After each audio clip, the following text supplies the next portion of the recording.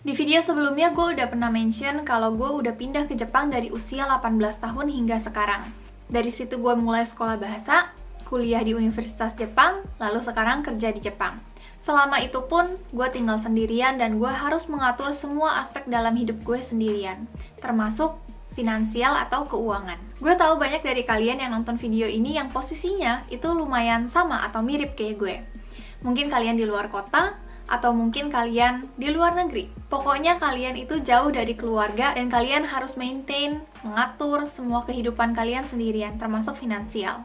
Jadi mungkin video ini lumayan bisa relate sama kalian. Di awal gue pindah usia 18 tahun itu ke Jepang, perasaan gue saat itu menggebu-gebu banget. Gue pengen explore semua tempat yang ada di Tokyo, karena gue pindahnya ke Tokyo kan. Terus tanpa pikir panjang, setiap weekend gue selalu jalan-jalan ke Shibuya, Harajuku, tempat-tempat yang ya bisa dibilang mainstream. Terus gue juga suka ke kafe-kafe yang lucu, cobain makanan-makanan yang unik tanpa berpikir panjang. Hingga beberapa minggu kemudian ada suara dalam hati kecil gue yang bilang, kayaknya gue udah terlalu banyak pakai uang. Hingga akhirnya gue mengecek sisa uang gue di bank dan ternyata uang itu nggak mungkin bisa cukup sampai akhir bulan. Dan lucunya nih, gue yang udah ke cafe A, B, C, terus gue udah makan secara sembarangan di restoran-restoran tanpa lihat harga, terus gue udah kesana kemari padahal biaya transportasi mahal, gue bilang, kemana sih perginya uang gue? Pertanyaan ini mungkin kedengeran simple aja, biasa aja, kayak pertanyaan biasa pada umumnya, tapi ternyata di dalam diri gue, pertanyaan itu melahirkan rasa iri hati. Ketika pertanyaan, kemana sih uang gue pergi? Itu artinya kita merasa kalau uang yang kita punya itu nggak cukup. Lalu gue yang memiliki pertanyaan seperti itu pada saat itu, dalam hati gue melihat sekeliling gue yang isinya orang-orang kaya dari luar negeri, ya ada juga yang dari Indonesia, yang nggak perlu part-time job untuk bisa hidup di Jepang.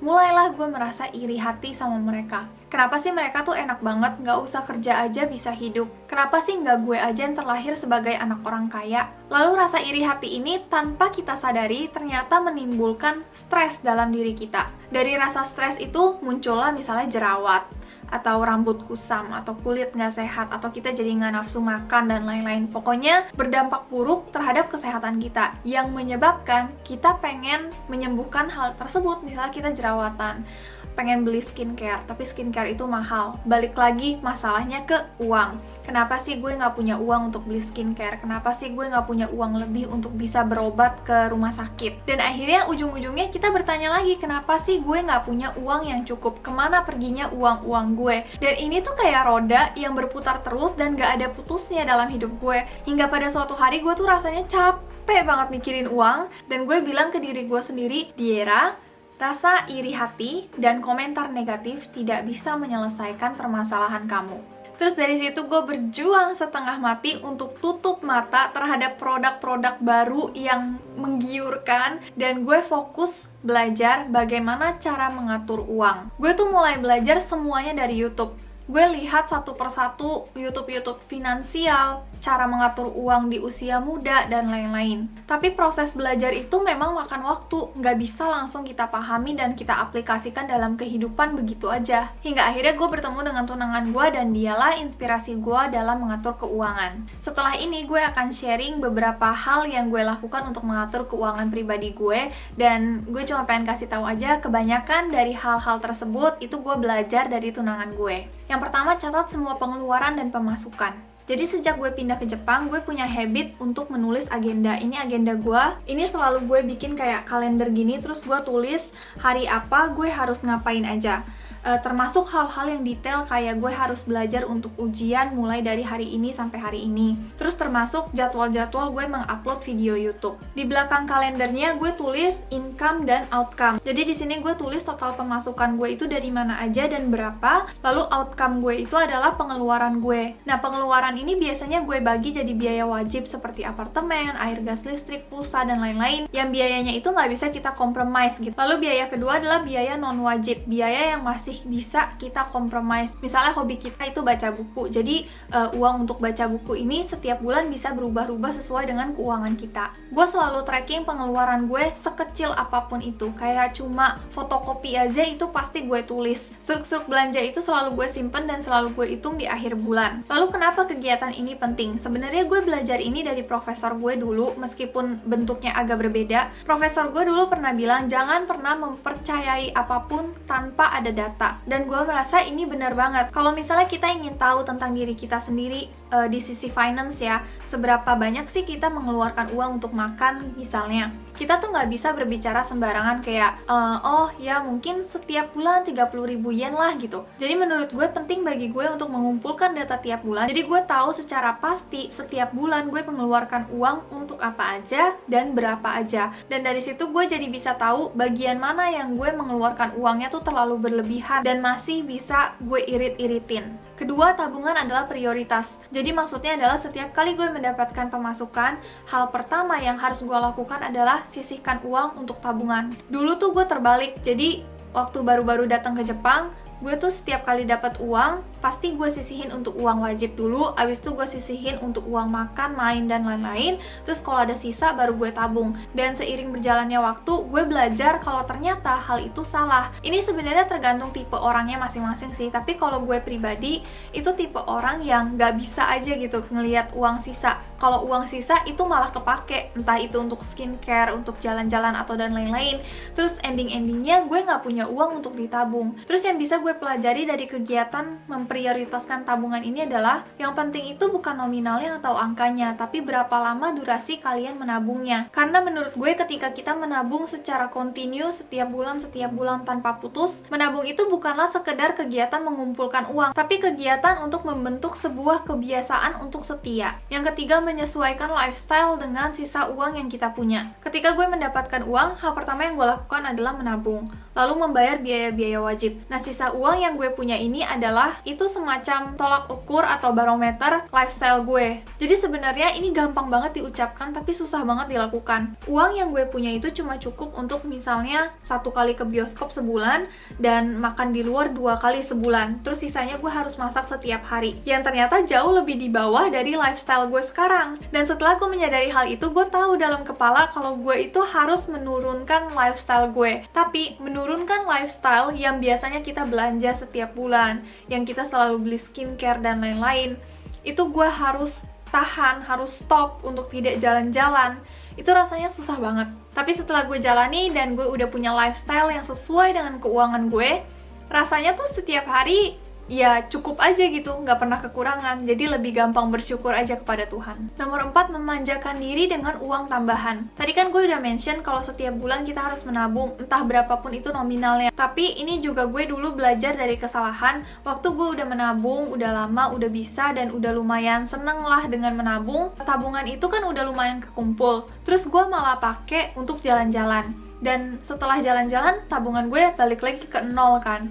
Dan ternyata rasanya tuh susah banget untuk mengumpulkan uang itu kembali. Maka dari itu gue belajar kalau misalnya kita pengen jalan-jalan mungkin setahun sekali, atau kita pengen beli skincare selama 6 bulan sekali, kalau gue gak mau keluarin uang dari tabungan gue tadi, tapi gue akan ambil kerja part time lebih. Dan yang biasanya gue menabung misalnya Rp100.000 tiap bulan, gue nabung 100.000 dan 50.000 tiap bulan, dan 50.000-nya ini gue sisihin untuk membeli produk yang gue mau itu. Menurut gue penting banget untuk kita tidak memakai uang tabungan kita untuk memanjakan diri kita, itu karena tabungan kita itu sebenarnya ada bukan untuk dipakai, tapi untuk memberikan kita rasa aman terhadap finansial kita. Karena waktu gue pakai uang tabungan itu untuk jalan-jalan, terus setelah selesai jalan-jalan gue lihat lagi ke tabungan dan ternyata tabungan gue itu udah hampir habis, rasa kecemasan dan rasa penyesalan itu muncul dalam hati. Nomor 5, hidup minimalis adalah penyelamat keuangan. Lifestyle gue itu memang lebih ke minimalis,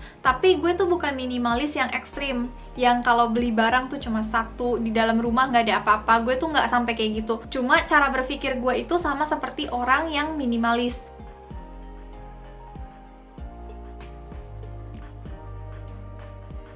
Contoh aja nih, kacamata. Dulu waktu gue masih di Indonesia, ya ini ada efek orang tua dan finansial kita juga sih. Jadi gue waktu itu beli kacamatanya tuh selalu yang murah. Kayak misalnya cuma 100-200 ribu gitu doang. Tapi memang sering banget rusak, gampang patah, terus lensanya gampang lecet. Tapi kebiasaan untuk membeli barang murah itu tuh udah melekat banget dalam diri gue. Sehingga waktu gue pindah ke Jepang, kacamata itu tetap gue pakai di Jepang dan langsung rusak. Dan gue tuh tahan-tahan sampai gue pulang ke Indonesia karena gue pengen beli di Indonesia, soalnya lebih murah. Dan ternyata rusak lagi dan gak nyaman banget dipakainya, dan akhirnya gue merelakan uang gue untuk beli kacamata. Kacamata ini harganya 2 juta. Mungkin bagi sebagian orang kacamata 2 juta itu rasanya biasa aja, tapi untuk gue yang seumur hidup gue cuma pakai kacamata 150-300 ribuan doang, kacamata 2 juta itu rasanya mahal banget. Dan ternyata setelah gue pakai, mendekati rusak aja nggak sama sekali. Dulu 6 bulan tuh udah baret-baret. Ini udah 6 bulan lebih, tapi sama sekali baret aja enggak, dan enak banget dipakainya. Terus hal-hal seperti ini tuh nggak cuma di kacamata aja, tapi misalnya di tas, sepatu, barang-barang fashion lainnya, itu semuanya selalu setiap sebulan, 2 bulan itu rusak, robek, dan lain-lain. Akhirnya harus beli lagi, yang pada akhirnya sama aja keluarin uangnya sama kayak kita membeli barang mahal. Kalau mau beli barang itu nggak apa-apa mahal, yang penting sekali aja dan tahan lama. Karena kalau kita beli barang yang murah, kita tuh kayak gambling, kita nggak tahu dia akan bertahan sampai kapan, dan menurut gue gambling itu sangat nggak bagus untuk finansial kita. Yang selanjutnya, tutup kuping terhadap komentar orang. Saat kita belajar untuk hidup minimalis, dan mungkin banyak dari kalian juga yang sekarang udah mulai bertekad atau sudah menjalankan hidup minimalis, tapi selalu dihadang dengan perkataan orang. Kok lu pakainya itu-itu lagi? Karena dulu gue juga pernah diginiin. Waktu awal-awal gue shifting ke dunia minimalis, ada aja orang yang tanya ke gue, kok lu pakai tasnya itu-itu lagi? Kok lu pakai sepatunya itu-itu lagi? Lu emangnya nggak punya baju lain? Awalnya jujur, kesel banget. Dan berkali-kali juga gue akhirnya mundur lagi dari dunia minimalis, gue belanja lagi, dan akhirnya gue menyesal, terus masuk lagi ke dunia minimalis, dan itu tuh berulang-ulang terus. Tapi kalau misalnya kita kuat terhadap komentar-komentar orang, dan kita tetap setia dalam dunia minimalis, gue yakin kita akan terbiasa untuk tidak mendengarkan perkataan orang-orang tersebut. Yang ketujuh, gue nggak tahu sih ini sebutnya harus kayak gimana, tapi gue sebut ini uang doa. Yang pertama adalah uang untuk orang tua, yang kedua adalah uang untuk rumah Tuhan. Jadi kalau di agama gue itu ada yang namanya persepuluhan, kita harus memberikan ke gereja sebanyak 1/10 dari gaji kita. Jadi setiap bulan gue tuh sebisa mungkin menyisihkan uang ini tuh dari awal, karena gue yakin gue tuh nggak bisa ada hari ini tanpa pertolongan Tuhan. Jadi sebagai salah satu rasa bersyukur gue, rasa ucapan syukur terhadap Tuhan, itu gue memberikan uang doa ini ke rumah Tuhan. Terus kalau untuk orang tua, ini gue juga sebut uang doa karena doa orang tua kita bisa ada hari ini. Dan gue bisa tetap berjuang di Jepang sampai hari ini ya karena doa orang tua gue. Dan sebagai tanda terima kasih, gue memberikan uang kepada orang tua yang memang sekarang nominalnya tidak terlalu besar, tapi lebih baik memberikan daripada tidak sama sekali. Jadi itu adalah hal-hal yang gue lakukan untuk mengatur keuangan gue. Gue ngomong kayak gini bukan karena gue financially udah perfect gitu. Gue juga bukan financial planner, gue nggak punya pendidikan dalam bidang finansial, tapi gue berbicara pure 100% dari experience gue, dari apa yang udah gue pelajari selama gue hidup sendirian. Dan kalau kalian berpikir gue udah 100% bisa menjalankan itu semua dengan baik, kalian salah total, karena kadang-kadang gue masih gagal, kadang-kadang masih aja gue suka belanja hal-hal yang gak penting. Tapi setiap hari gue masih berjuang untuk menyehatkan finansial gue. Mengubah kebiasaan itu gak semudah kita membalikkan telapak tangan. Hari ini kita belajar, besok kita aplikasikan, dan tiba-tiba kita udah bisa. Gak segampang itu. Tapi kita butuh waktu, kita butuh kesabaran, dan itu gak apa-apa. Malah kalau gue pikir kita itu sangat-sangat beruntung bisa menyadari kesalahan finansial kita dari usia muda. Jadi nanti kalau kita udah usia 40, 50, 60-an, kita punya uang banyak, kita tahu gimana cara mengaturnya supaya uangnya itu masih awet sampai kita meninggalkan bumi ini. Thank you udah dengerin sharingan gue hari ini. Kalau kalian ada request atau komentar, tinggal tulis aja di bawah, dan sampai jumpa di video berikutnya. Bye!